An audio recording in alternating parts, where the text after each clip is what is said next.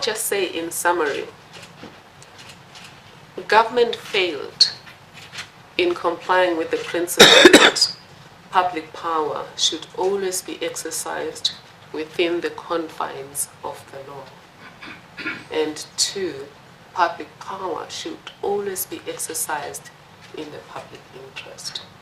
If you say a chicken run is a security measure for the president, you're saying all of us in government who are assessed and found fit to be provided with security may request a chicken run if we have rural households. When I asked Mr. Makanya, why a chicken run and a culvert?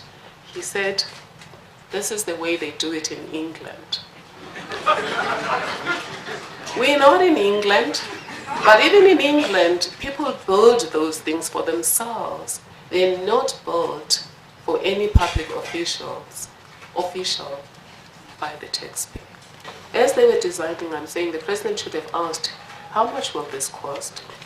Is it within the law? Can we afford it? Is it a state that is a developmental state where children have no school days because there are no bridges? Some are studying outside classrooms or in shared classrooms.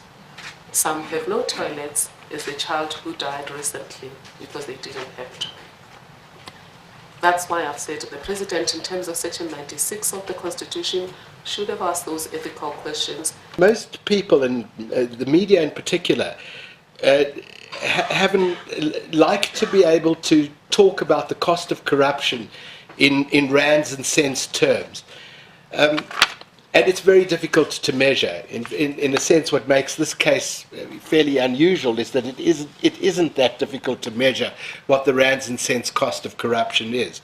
But the much greater cost of corruption, and this is true of this case as well, is in the degrading of key institutions, key public institutions, and the erosion of public trust in public institutions. And so there is no question in my mind that the office of the presidency is now an institution that is really the subject of public ridicule, and that's not a great outcome for the South African democracy and for the South African state. For a variety of reasons, I have very little concern about any action, any overt action by government to close down the Office of the Public Protector at this stage. I think the first reason for that is that the political costs in the wider society would be too great.